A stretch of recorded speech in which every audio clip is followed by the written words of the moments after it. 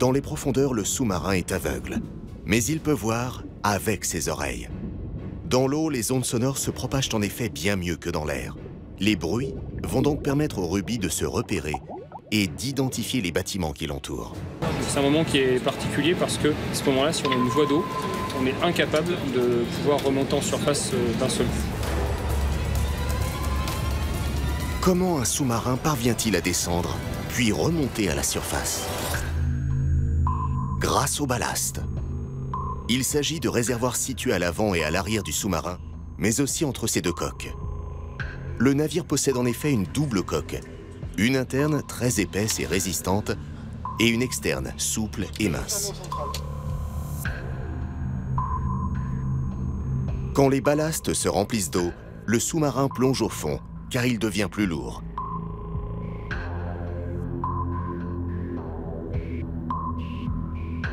Pour le faire remonter, de l'air comprimé est propulsé dans les ballasts et chasse l'eau. Quand le dosage air-eau est correct, le sous-marin se stabilise. Et quand les ballasts sont complètement remplis d'air, le sous-marin remonte à la surface.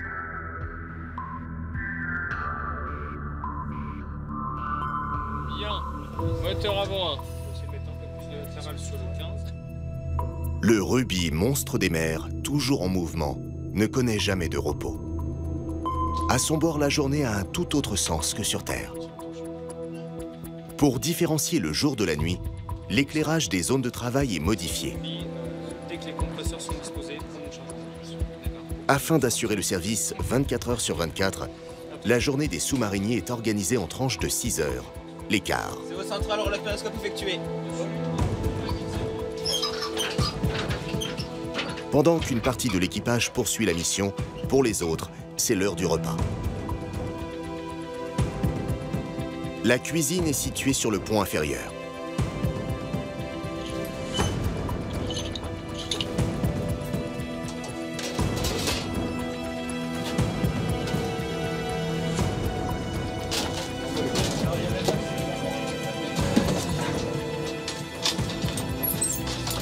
On prépare à manger pour tout l'équipage, donc environ 80 personnes, matin, midi et soir. Dans 2 mètres carrés, effectivement, dans une cuisine assez petite et plutôt fonctionnelle et aménagée sur la rentabilité de l'espace. 2 services sont organisés pour le déjeuner et 2 pour le dîner. C'est ce qui leur permet de garder le moral et d'être heureux, en fait, parce qu'on est enfermé. Donc, fatalement, on va dire que la partie restauration est quand même fait partie importante de leur vie, à bord. Aussi surprenant que cela puisse paraître, même à 110 mètres de profondeur, les traditions de la marine sont respectées. Pour les officiers qui entourent le commandant, couverts en argent et verre à pied.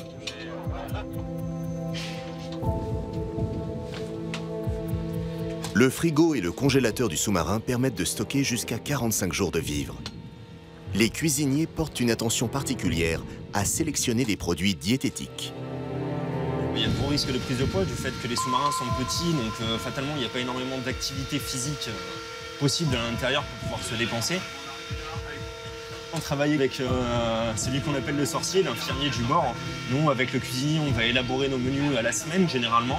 Lui, il va avoir la possibilité de mettre un droit de veto si vraiment il voit que l'équilibre n'est pas respecté, Pour stocker toute l'eau nécessaire à la vie des marins, il n'y a pas suffisamment de place à bord du Rubis. On prend un tout petit stock à bord, juste histoire de pallier les premiers jours et d'avoir quand même quelques bouteilles d'eau, parce que c'est plutôt pratique. Mais sinon, on produit l'eau à bord en fait directement, par désalinisation, et après on est en autonomie totale au niveau de l'eau douce. L'eau sert aussi aux tâches ménagères et à la toilette corporelle. Les sous-mariniers ont droit à 2 douches par semaine. Les eaux usées ne sont pas recyclées, elles sont recueillies, puis évacuées à l'extérieur. À 2 pas des cuisines se situent les poumons du sous-marin, la centrale de ventilation, une zone par définition vitale. Pour vivre plusieurs mois confiné dans son vaisseau, l'équipage a besoin d'air sans cesse renouvelé et purifié. À bord d'un sous-marin, il n'y a aucun geste de la vie quotidienne qui ne soit anodin, en particulier respirer. Tout d'abord, le problème dans la respiration, c'est d'obtenir de l'oxygène. Cet oxygène, on va le consommer tout au long de la mission à l'intérieur de la coque épaisse. C'est le travail de cette usine. Produire de l'oxygène à partir de l'eau de mer. L'eau est composée d'hydrogène et d'oxygène. Un courant électrique décompose la molécule d'eau et sépare l'hydrogène de l'oxygène. On appelle cela une électrolyse. L'oxygène est conservé pour respirer et l'hydrogène est rejeté à la mer. Deuxième problème, filtrer tous les polluants que nous rejetons par respiration. On éjecte du monoxyde de carbone, du dioxyde de carbone, de la vapeur d'eau. Et ça, c'est le rôle de cette usine ici, que de filtrer tous les polluants les uns après les autres. Cette installation permet de maintenir en permanence une atmosphère respirable. Et puis le troisième problème, c'est de réussir à envoyer cet air sain dans tous les compartiments du bord et à récupérer l'air vicié de la respiration pour venir le régénérer ici. C'est le troisième problème qui est celui de la ventilation par les différents ventilateurs que vous voyez ici qui permettent d'emmener l'air sain dans tous les compartiments et de faire en sorte qu'il n'y ait aucun endroit qui soit statique en termes d'atmosphère.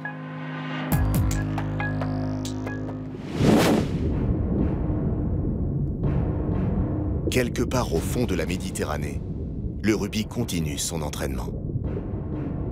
Il s'agit à présent de surveillance et d'espionnage. Dans les profondeurs, le sous-marin est aveugle, mais il peut voir avec ses oreilles. Dans l'eau, les ondes sonores se propagent en effet bien mieux que dans l'air.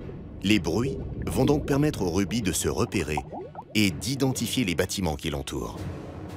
Les oreilles, les voici. La coque du navire est truffée d'appareils de détection sonore qu'on appelle des sonars. Situé juste sous le massif, le poste de contrôle et de navigation est le centre névralgique du Ruby.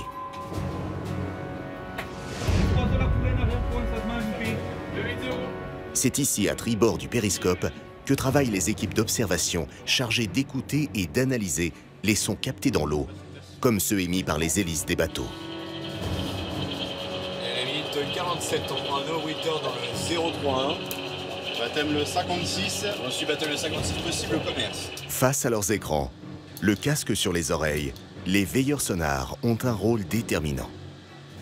Ils utilisent leurs facultés auditives pour identifier les différentes sources de bruit. Là, je suis en train de compter le nombre de tours de l'hélice par minute. Donc je fais ça sur 30 secondes. Que je multiplie par 2, ça me donne le nombre de tours minute.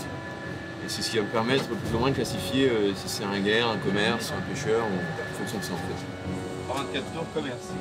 Bien, 124 tours commerce. Sur les sous-marins nucléaires d'attaque, comme le Ruby, on utilise majoritairement des sonars dits passifs, qui permettent d'écouter des sons sans en émettre, comme un microphone.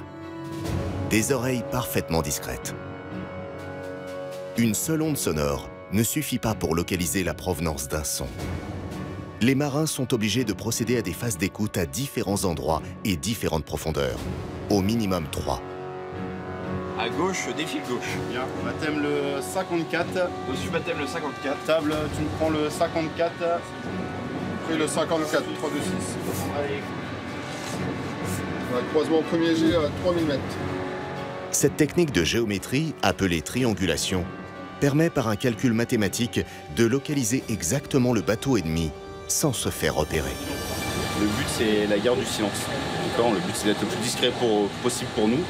Le plus difficile, c'est de détecter les bâtiments de guerre, les sous-marins, puisque on est censé faire de moins en moins de bruit. Donc, des fois, ça arrive même que ça peut être un critère classifiant.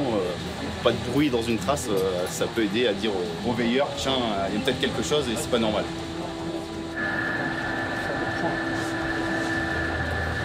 Ici, on a un bâtiment de guerre actuellement en exercice dans le zone ex français. Lui, au niveau audio, il ne signe pas. Donc s'il ne met pas active, on ne sait pas qu'il est là, on ne le voit pas. Il a une hélice très propre par rapport au commerce qu'on observe à gauche et qui, eux, défilent et signent beaucoup plus fort. Grâce à une très bonne mémoire auditive et quelques outils informatiques, certains marins, appelés oreilles d'or, sont capables d'identifier très précisément le type de navire qu'ils entendent et même sa nationalité. On a un rôle assez important parce que même le commandant répète sans cesse, c'est que le meilleur sonar, c'est un peu les oreilles et les yeux du sous-marin. Donc c'est toujours le poste, on a toujours veillé. D'ailleurs, je ne sais pas si vous remarquez, c'est toujours le poste où je suis toujours en train de regarder mon écran, je ne peux pas trop vous regarder. Parce qu'en effet, c'est là où principalement les dangers sont détectés en premier, en fait. Ici, que ça se passe.